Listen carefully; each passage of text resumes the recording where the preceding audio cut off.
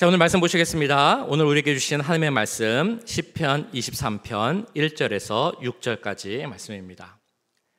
구약 성경 818페이지에 있습니다. 시편 23편 1절에서 6절까지 말씀. 우리 말씀을 한 절씩 교독하도록 하겠습니다. 하나님의 말씀을 교독할 때 살아계신 하나님의 음성을 들으시기 바랍니다. 여호와는 나의 목자시니 내게 부족함이 없으리로다. 그가 나를 푸른 풀밭에 누이시며 쉴 만한 물가로 인도하시는도다. 내 영혼을 소생시키시고 자기 이름을 위하여 의의 길로 인도하시는도다. 내가 사망의 음침한 골짜기로 다닐지라도 해를 두려워하지 않을 것은 주께서 나와 함께 하심이라. 주의 지팡이와 막대기가 나를 안위하시나이다. 주께서 내 원수의 목전에서 내게 상을 차려주시고 기름을 내 머리에 부으셨으니 내 잔이 넘치나이다. 내 평생에 선하심과 인자하심이 반드시 나를 따르리니 내가 여호와의 집에 영원히 살리로다. 아멘. 어떤 교회에서 그 말씀 암송 대회를 했습니다. 어떤 성경이었냐면 너무나 잘 아시는 시편 23편 말씀을 암송하는 그 암송 대회를 열었습니다.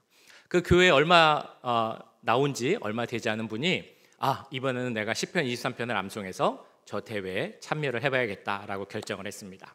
열심히 연습하고 열심히 외웠습니다. 그래서 이제 그 암송 대회가 날짜가 되어서 그리고 순서가 되어서 앞에 딱 나가서 암송을 하려고 딱 섰는데 막상 서니까 아무 생각이 안 나는 겁니다. 머리가 막 하얘지면서 내가 무엇을 외웠었지? 시편 23편이 어떻게 시작했지? 하면서 아무 생각이 안 나는 겁니다. 그래도 다행히 처음 1절 9절은 생각이 났습니다. 그래서 외웠습니다. 여호와는 나의 목자시니 내게 부족함이 없으리로다. 근데 문제는 1절은 생각이 났는데 2절부터가 또 생각이 안 나는 겁니다. 혹시라도 또 해보면 생각이 날까 싶어서 여호와는 나의 목자시니 내게 부족함이 없으리로다. 생각이 안 나는 겁니다. 여호와는 나의 목자시니 내게 부족함이 없으리로다. 생각을 하는데 막 생각이 안 납니다. 어떡하지? 여호와는 나의 목자시니 내게 부족함이 없으리로다. 자, 이렇게 계속 똑같은 구절을 외웠는데 그걸 그냥 반복하다 보니까 어떤 마음속에 깨달음이 오게 되었습니다. 그래, 여호와 하나님이 나의 목자시지. 하나님이 내 목자가 되셔서 내 삶을 인도해 주신다면 내 삶에는 부족함이 없지. 이거를 갑자기 확신하게 된 것입니다. 그래도 그 다음 구절은 생각이 안 났습니다. 그래서 이분이 이렇게 결정을 하고 용기를 내서 큰 소리로 이렇게 외쳤다고 합니다. 다시 외우겠습니다. 여호와는 나의 목자시니 내게는 부족함이 없습니다. 이상 끝. 그러고 그냥 들어가셨다라는 이야기를 들은 적이 있습니다. 오늘 시편을 보면 다윗도 비슷한 생각을 하고 있었을까라는 생각을 해보게 됩니다. 오늘 설교의 제목 여기 보시는 것처럼 여호와 로이입니다. 이게 어떤 뜻이냐면 여호와는 나의 목자라는 의미의 히브리어죠. 여호와 로이, 여호와는 나의 목자입니다. 다른 설교 제목을 대보자면 지난주에 했던 설교 제목과 같은 제목일 것입니다. 다윗의 고백. 그러니까 오늘은 다윗의 고백 2편이 되겠죠.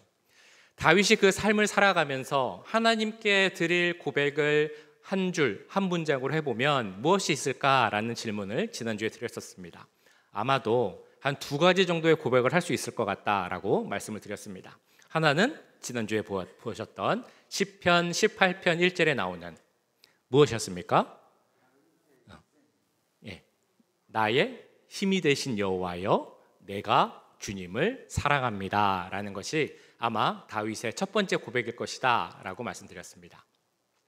두 번째 또 고백을 찾아보자면 오늘 보신 말씀에서 나오는 그 말씀이 다윗의 고백이 될 것이다 라고 말씀을 드렸습니다. 오늘 시편 23편 1절에 나오는 말씀이죠.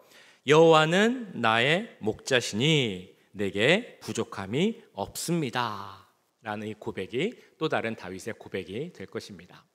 아마도 아까 그 말씀 암송을 하려고 그러다가 못했지만 깨닫게 된 여호와가 나의 목자가 되시면 내게 부족함이 없습니다 라는 그 마음이 다윗의 마음과 같은 마음이었을 것입니다. 주님만 있으면 됩니다. 주님 한 분이면 충분합니다. 내게 부족함이 없습니다 라는 그 고백이 다윗이 오늘 시편 23편을 통해서 드리고 싶은 고백이었을 것입니다. 첫 구절에서 다윗은 이렇게 외칩니다. 여호와는 나의 목자십니다. 주는 나를 기르시는 목자입니다 라고 고백을 합니다. 다윗은 잘 아시는 것처럼 목자의 경험이 있는 사람이었습니다. 어렸을 때 양을 치는 목동이었고 이제 목자가 되죠. 그는 목자로서 어떻게 일을 했느냐? 자기가 치는 양을 돌보기에 힘썼던 그런 목자였습니다. 그래서 자기가 돌보는 양들이 위협을 당하거나 위험에 처하게 되면 그 양을 구하기 위하여서 목숨까지도 내거는 사람이 바로 이 목자 다윗이었습니다. 그 말씀은 사무엘상 17장에 이렇게 나옵니다.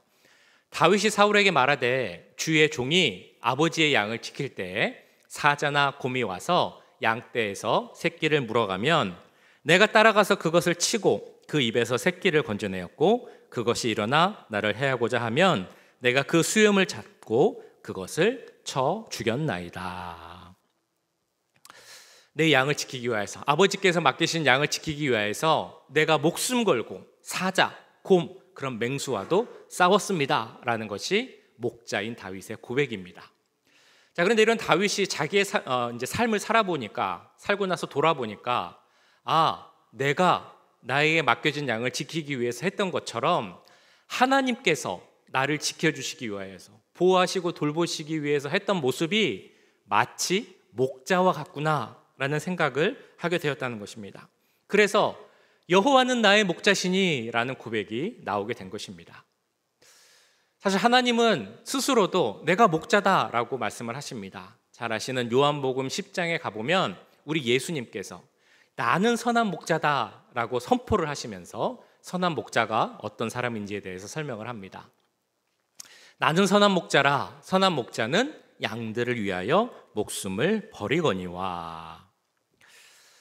이 예수님께서 자기 고백, 자기 선포로 하신 말씀처럼 목자는 자기 양을 위해서 목숨을 버리는 자입니다. 다윗이 하나님을 봤더니, 인생을 통해 경험한 하나님을 생각해 봤더니 하나님은 그 목숨을 버리는 목자처럼 나를 돌보시고 그렇게 사랑하시고 보호하셨다라는 것을 알게 되었다라는 것입니다. 그래서 오늘 다윗이 드리는 고백이 여호와 하나님은 나의 목자십니다 라고 고백을 하고 있는 것입니다. 목자의 정확한 의미 그리고 역할이 무엇이겠습니까? 사실 우리는 그 목자라는 것은 그렇게 친숙하진 않은 것 같습니다. 저 같아도 목자도 그냥 성경에 나오니까 책 보고 공부해서 뭐 이런 역할을 한다라고 알고 있지만 사실 우리 주위에 뭐 목자가 있는 것도 아니고 양이 있는 것도 아니고, 그래서 목자의 어떤 역할 혹은 그 마음을 어쩌면 100% 정확히 모를 수도 있을 것 같습니다. 근데 목사님들 중에서 그 양을 치는 그 목자의 역할을 하신 분이 있다고 합니다. 예를 들면 그 잘 아시는 한국의 이동원 목사님이란 분, 그분은 아버지가 그 수의사셨습니다. 그래서 방학이 되면 이 아버지가 일하는 곳에 가서 같이 일을 했는데 거기에 양들이 있었습니다. 그래서 이 목사님이 어렸을 때는 그 양을 돌보는 일을 했다고 합니다. 이분의 젊었을 때, 어렸을 때 별명이 목동이었다고 그렇게 알려져 있습니다. 미국 목사님 중에는 필립 켈러라는 작가 겸 목사님이 계시는데요. 이분이 목사가 되기 전에 한 일이 뭐냐면 8년 동안 이 양을 치는 목자의 역할을 했습니다. 아마 이분들이라면 다윗이 하는 그 고백, 여호와는 나의 목자십니다 라는 그 고백의 의미가 무엇인지, 다윗이 어떤 마음으로 그런 고백을 했는지 조금 더 확실히 다가왔는지 모르겠습니다. 목자의 마음이 어떤 마음일까 제가 이렇게 생각을 해보다가 좀 단순하긴 하지만 우리 삶 속에서 가까운 데서 비유를 해보면 이게 좀 맞지 않을까 생각을 해봤습니다. 우리 주위에 그 강아지, 개를 키우시는 분들이 계시죠. 정말 사랑하고 정을 주면서 돌보고 오랫동안 함께 하면서 가족처럼 보내는 그런 분들이 계십니다. 그래서 이분들은 보면 그 강아지, 개 밥 줘야 된다 혹은 뭐 산책시켜야 된다 그러면서 막 이렇게 급하게 가시는 경우가 있습니다. 모임이 있는데 혹은 식사를 막 하고 있는데 막 빨리 정리하고 막 가세요. 그래서 왜 이렇게 급하게 가세요? 그러면 우리 강아지 밥 줘야 돼요. 우리 강아지 가서 산책시켜서 그 일 보게 해야 돼요. 막 이렇게 말씀하시는 분들 보신 적이 있으실 겁니다. 그런 분들은 어디 가시지도 못하죠. 멀리 여행 못 갑니다. 어떤 분들은 1박 2일도 안 가시려고 합니다. 왜냐하면 내가 여행을 가면 우리 개를 돌볼 사람이 없어요. 그러면서 그렇게 안 가려고 하는 것을 본 적도 있습니다. 그러니까 정말 가족처럼 모든 것을 책임지고 보호해주고 아껴주고 그런 역할, 그런 마음을 갖는 것이 우리가 오늘 말하는 그 양을 치고 돌보려고 하는 목자의 마음과 비슷하지 않을까 생각을 해봅니다. 자, 그런 마음이 목자의 마음이라면, 또한 그런 것이 목자의 역할이라면, 오늘 다윗이 여호와는 나의 목자십니다 라고 고백했던 그 고백이 어떤 의미일까? 한번 생각해 보시겠습니까? 다윗의 고백, 여호와는 나의 목자십니다 라는 고백이 나의 고백이 될 수 있을까? 그런 고백을 하려면 하나님이 나에게 어떤 분으로 다가와야 할까? 이런 생각, 오늘 말씀을 보시면서 함께 답을 찾아보도록 하겠습니다. 자, 먼저 목자의 역할이 무엇일까라고 생각을 해보면, 목자의 역할 첫 번째는 바로 양들을 바른 길로 인도하는 그 역할을 하는 것이 목자입니다. 양의 특성 아마 많이 들어서 아실 것입니다. 여러 가지 특성이 있는데 그 양의 특성을 한마디로 하자면 양은 제 마음대로 하는 그런 동물입니다. 그러니까 다르게 표현하면 손이 많이 가는 동물이 바로 양입니다. 이런 양의 특성을 잘 말해준 성경 말씀이 하나 있는데 바로 이사야 53장 6절 말씀입니다. 이사야에서는 이렇게 말씀하죠. 우리는 다 양 같아서 그릇 행하여 각기 제 길로 갔거늘. 이건 어떤 의미냐면 양은 방향 감각이 없다는 것을 알려줍니다. 어디로 가야 하는지를 모르는 것이 바로 양입니다. 그래서 자기 가고 싶은 대로, 자기 마음대로 그냥 마음대로 흩어지는 것이 양의 특성이라는 것입니다. 그래서 이런 양들은 목자가 꼭 필요합니다. 목자가 어느 길로 가야 하는지, 어떤 길이 바른 길인지를 알려줘야만 양은 자기가 가야 하는 길을 갈 수 있다는 것입니다. 다윗이 자기의 삶을 돌아봤더니 나에게 목자 되신 주님이 없었다면 내 삶은 어디로 갔을지 모르겠구나 라는 것을 생각하게 된 것입니다. 그래서 이 다윗이 드리는 고백, 여호와는 나의 목자시니 라는 고백에는 이런 내용들이 포함되어 있는 것입니다. 하나님, 저는 한 마리 양과 같습니다. 아무것도 모르고 무능하고 어디로 가야 하는지 모르는 그런 양이 바로 저입니다. 그래서 저는 스스로는 아무것도 할 수 없습니다. 목자이신 주님의 도움이 필요합니다. 그런데 주님께서, 하나님께서 나의 목자가 되셨기 때문에 제가 이렇게 바른 길을 갈 수 있었습니다 라고 다윗은 고백하고 있는 것입니다. 다윗의 삶을 보면 그가 이런 고백을 할 수밖에 없었구나라는 그런 정말 많은 일이 있었습니다. 예를 들면 그가 젊었을 때 혹은 어렸을 때 그 장군인 골리앗과 대결했었던 그 장면도 그렇습니다.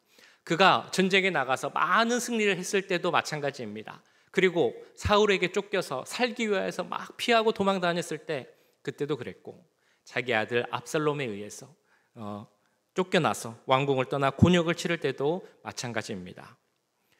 내가 어떤 상황에서든지 간에 바른 길을 갈 수 있도록 인도해 주시고 힘을 주신 분, 혹시 내가 잘못된 길을 가면 그것을 깨닫게 하시고 다시 돌아오게 하신 분이 바로 나의 목자 되신 하나님이시구나. 그래서 하나님은 나의 목자십니다 라고 고백을 하고 있는 것입니다.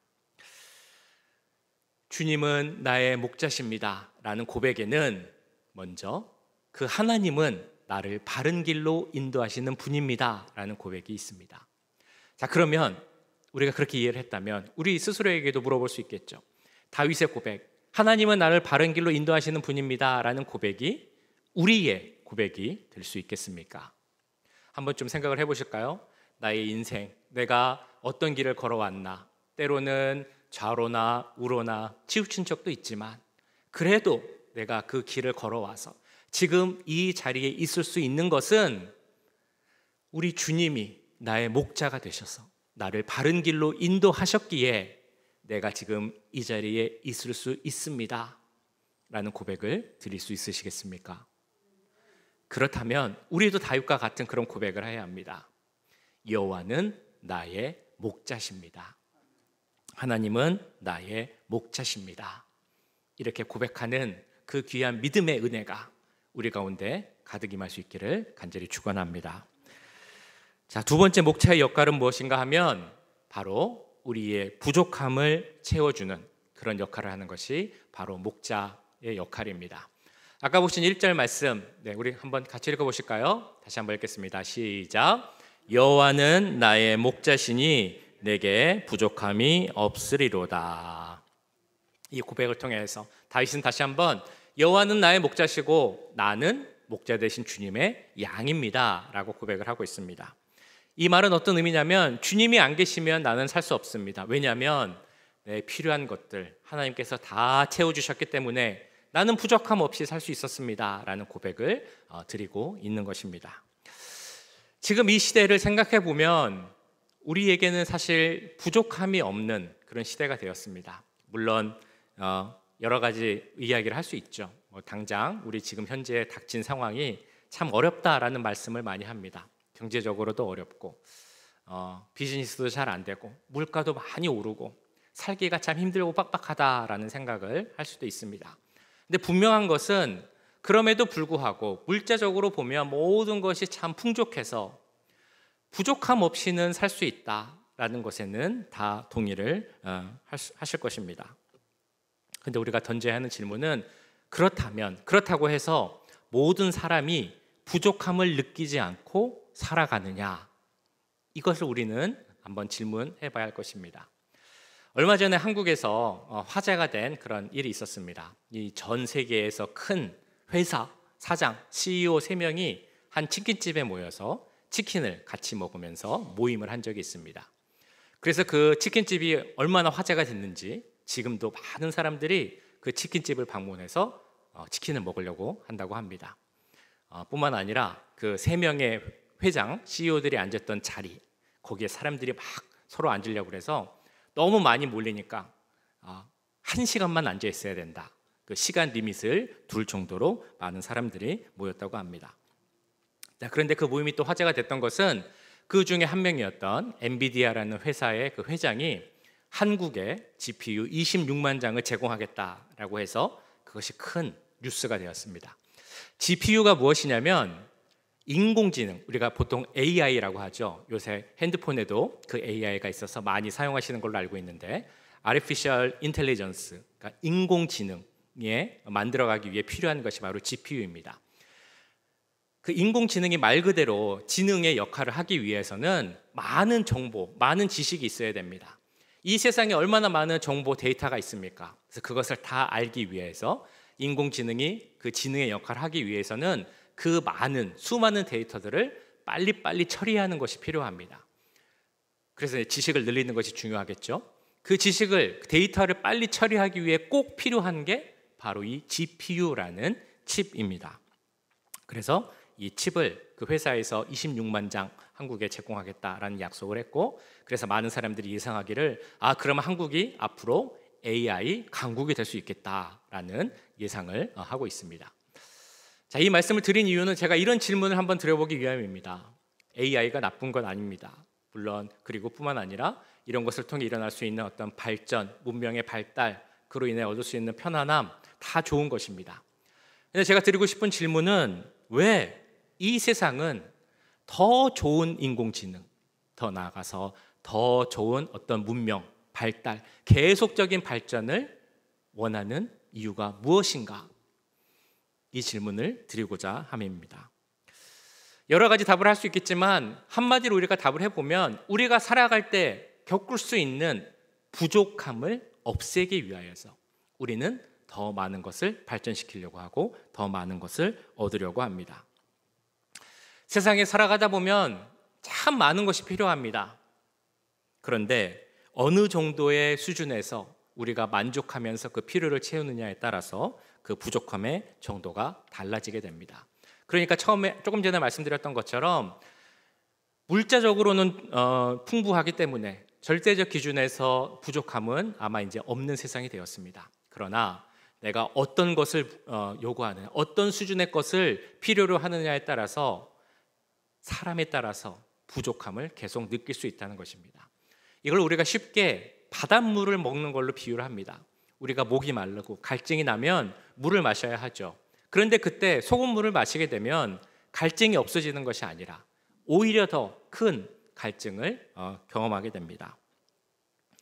세상이 나의 목자가 된다면, 그래서 세상에 있는 여러 가지 것들을 통해 내 갈증, 부족함을 채우려고 한다면 내 갈증은 더 커질 뿐이고 내 부족함은 더 커질 수밖에 없다는 것입니다.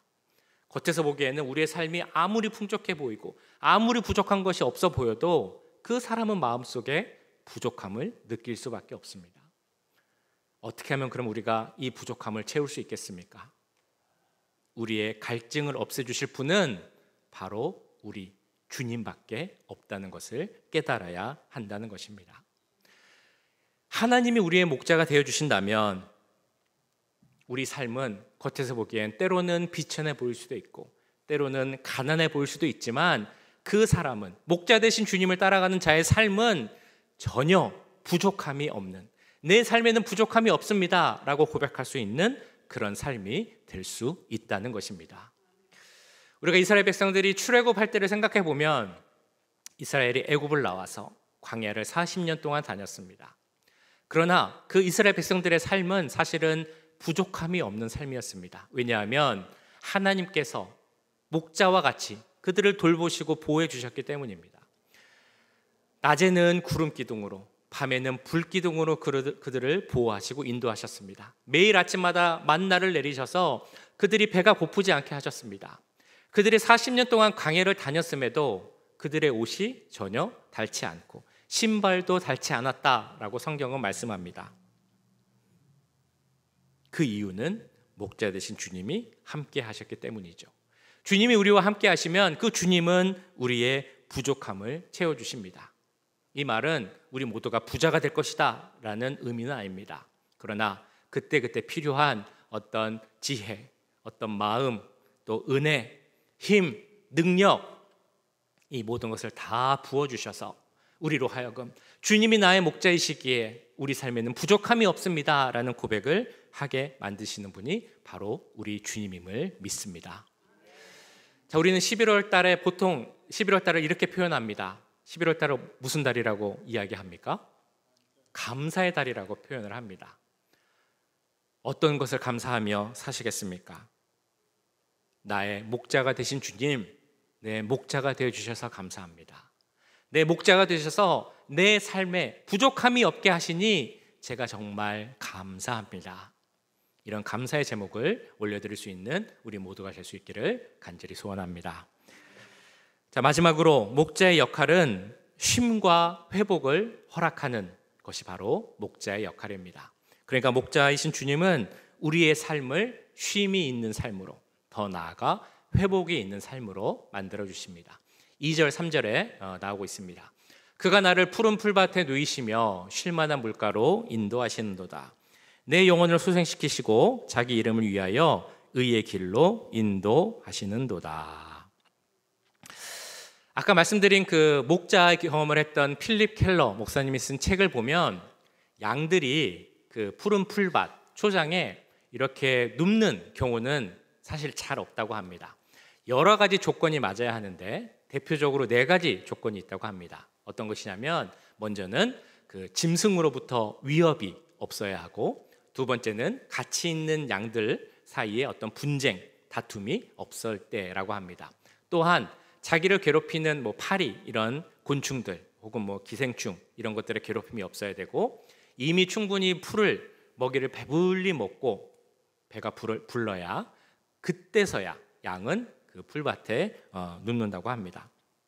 바꿔 말하면 양이 푸른 풀밭에 이렇게 편안히 누워 있는 경우는 잘 없다라는 것이죠.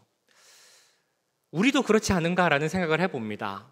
우리가 정말 아무 걱정, 근심, 염려 없이 마음 편안하게 누워서 잘 수 있는 날이 과연 얼마나 될 수 있을까? 우리 삶에서 편안한 쉼을 얻는 것은 참 쉽지가 않습니다. 2차 세계대전 후에 연합군들이 전쟁이 이제 거의 끝나갈 때쯤에 전쟁에서 생긴 고아들을 이렇게 다 모아다가 이 연합군 캠프에서 이 고아들이 살게 해줬답니다. 그들을 잘 보호해주고 먹을 것도 잘 주고 편안하게 살 수 있도록 배려를 했습니다. 그런데 자세히 봤더니 이 고아들이 잘 지내는 것 같은데 이상하게 밤에 잠을 잘 못 잔다라는 사실을 알게 되었습니다. 그래서 사람들이 연구를 했습니다. 왜 저 아이들이 잘 못 잘까? 심리학자와 함께 연구를 해봤더니 심리학자가 이런 제안을 했습니다. 저 아이들이 잘 때 침대에 누우면 손에 조그마한 빵 한 조각을 이렇게 쥐어주면 좋을 것 같습니다 라고 그런 방식을 생각을 해봤습니다. 빵을 쥐어주는 의미는 그걸 이제 자면서 먹어라, 자기 전에 먹어라 이런 의미는 아니고 그냥 그거를 쥐고 자라 라는 의미인데, 그 뜻에는 이 빵이 너가 내일 먹을 수 있는 빵이야, 네가 먹을 수 있는 빵이 다 준비되어 있어 라는 그 의미였다고 합니다. 근데 놀라운 것은 이 조그마한 빵으로 인하여서 아이들이 잘 잤다는 것입니다. 그러니까 그 아이들은 잘 먹고 있지만 편안하게 있지만 전쟁이라는 상황 속에서 내가 내일 먹을 것이 없을 것은 아닌가? 내일에 대한 염려와 걱정 때문에 잠을 못 잤다는 것입니다. 그런데 빵이 있으니까 내일 먹을 것이 있다라는 그 평안함 속에서 안도하고 이제 잘 수 있었던 것이죠. 이것은 단지 전쟁 고아의 마음 상태만은 아닐 것입니다. 우리도 다 마찬가지입니다. 우리 삶 속에 걱정이 있고 근심도 있고 두려움도 있고 낙담하고 낙심할 때가 있습니다. 이런 염려와 낙심은 우리의 영혼을 병들게 합니다. 그래서 우리 영혼이 상처 있고 아프면 이 전쟁 고아들이 그랬던 것처럼 우리는 그 걱정 때문에 잠을 못 이룹니다. 먹을 것도 잘 못 먹게 입맛이 다 떨어지고요. 어디 나가는 것도 싫고 누구 만나는 것도 싫고 심지어는 살기도 싫어지는 것이 바로 이 걱정과 염려가 일으키는 병입니다. 그런 걱정과 염려, 두려움, 낙심이 생길 때 그것을 잘 이겨내는 것이 너무나 중요합니다. 우리는 그걸 잘 알고 있지만 그것을 이겨내는 것이 쉽지 않다라는 것도 사실은 잘 알고 있습니다. 필립 켈러의 책을 보면 양이 낙심하는 경우가 있다고 합니다. 언제냐면 양이 뒤집어져서 완전히 누워 있을 때, 그때는 낙심을 한다고 합니다. 뭐 힘이 없거나 혹은 어디에 걸리거나 혹은 어디에 빨리 가다가 이게 넘어질 수 있는데 그냥 넘어지는 게 아니고 완전히 뒤집어서 등이 이제 땅에 닿을 정도로 누워지면 이 양은 스스로의 힘으로는 못 일어납니다. 그래서 완전한 절망, 낙심에 이르게 된다는 것입니다.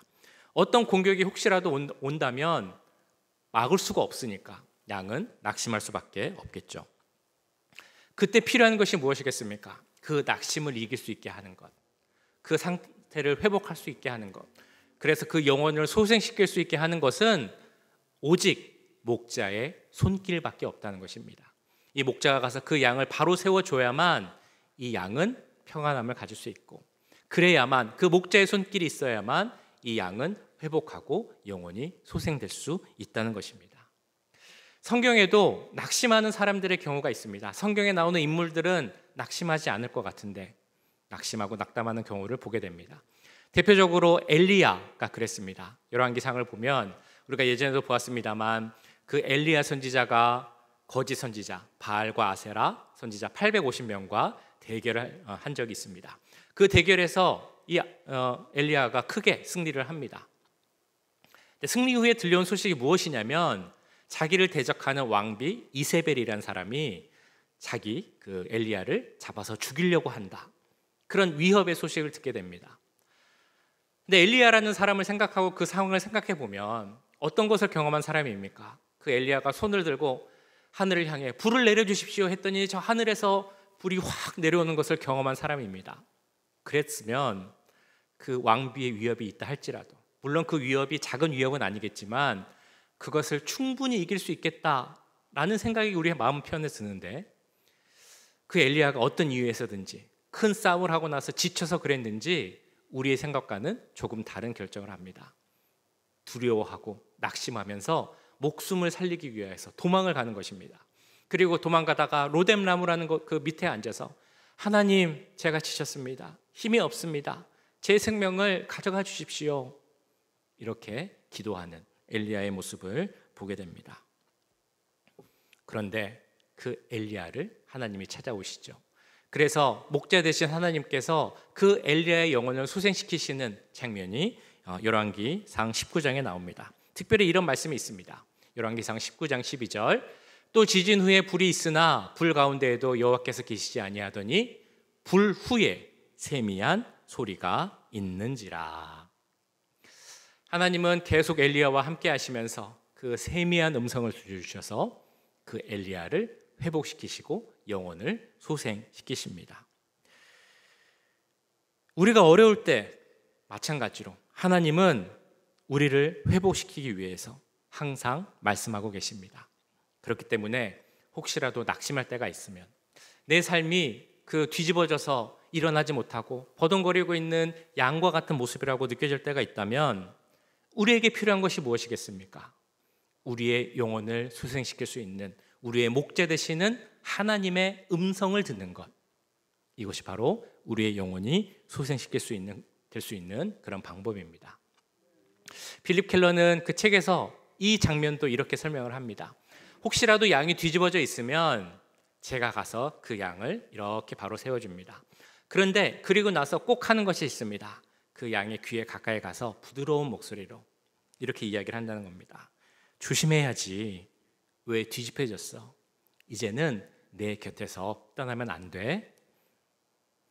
이런 말을 해주면 그 양이 목자의 음성을 듣고 안심하고 평안이 되는 그것을 느낄 수 있었다라고 책에서 쓰고 있습니다. 목자이신 하나님은 다윗에게도 그러지 않았을까 생각을 합니다. 다윗이 그 삶 가운데 어려움이 있을 때, 고난이 있을 때, 때로는 낙심하고 낙담할 때 하나님께서 다윗에게 오셔서 이렇게 말씀을 하시는 겁니다. 조심해야지. 내 곁에 꼭 붙어 있어. 내가 도와줄게. 내가 너의 힘이 되어줄게. 걱정하지 마. 다윗은 그런 하나님의 음성을 듣고 힘들 때마다 그 위기를 이겨내고 그리고 회복되고 그 영혼이 소생되는 것을 경험했을 것입니다. 그렇기 때문에 오늘 시편 23편을 통하여서 다윗은 이렇게 고백하는 것입니다. 여호와는 나의 목자시니 내 영혼을 소생시키는 분입니다. 혹시라도 지금 삶 가운데 낙담되고 낙심되는 일이 있으십니까? 내가 정말 생각해 보니까 그 목사님 이야기를 듣고 보니까 그 뒤집어져서 발을 막 버둥거리는데 일어나지 못하고 언제 공격이 올지 모르는 양과 같은 모습이 나의 모습이다. 그런 생각이 혹시 드십니까? 목회를 할 때도 사실은 낙심할 때가 있습니다. 어떻게 보면 낙담, 낙심과의 전쟁이라고도 볼 수 있을 것 같습니다. 그런데 그런 일을 경험할 때마다 또한 또 깨닫는 것은 하나님의 음성을 듣는 것이 참 중요하구나라는 것을 매번 깨닫게 됩니다. 혹시라도 힘든 일이 있으시다면, 낙심하는 상황이 있다면 그때마다 잊지 말고 하나님의 음성을 찾으십시오. 하나님은 분명 말씀하고 계십니다. 우리가 찾기 전보다 이미 그 전부터 하나님은 우리에게 이렇게 말씀하고 계시는 겁니다. 걱정하지 마. 내가 도와줄게. 모든 것이 잘 될 거야. 모든 것이 회복될 거야. 이렇게 우리를 향해 말씀하시는 하나님의 음성을 들을 수 있는 우리 모두가 될 수 있기를 간절히 소원합니다. 처음 드렸던 질문을 다시 한번 생각해 보겠습니다. 다윗이 고백한 그 고백, 여호와는 나의 목자시니 내가 부족함이 없으리로다. 그 고백이 나의 고백이 될 수 있겠습니까? 내가 우리 주님을 목자로 고백할 때 그 하나님은 우리에게 어떤 의미로 다가오겠습니까? 오늘 말씀을 보면 목자는 그 삶을 바른 길로 인도하고, 또한 목자는 우리의 삶의 부족함을 채워주고, 또한 목자 되신 우리 주님은 내 영혼을 소생시키신다는 것을 믿는 것이 바로 우리에게 있어야 할 줄 믿습니다. 우리 모두가 다 같이 다윗처럼 주님이 나의 목자입니다 라는 것을 고백하기 원합니다. 그래서 우리의 매일의 삶 가운데 우리의 삶을 바른 길로 인도하시는 주님, 우리의 부족함을 채워주시는 주님, 우리를 회복시키시고 우리의 영혼을 소생시키시는 그 목자 되신 하나님의 크신 은혜가 우리의 매일의 삶 가운데 가득 넘칠 수 있기를 주님의 이름으로 간절히 축원합니다.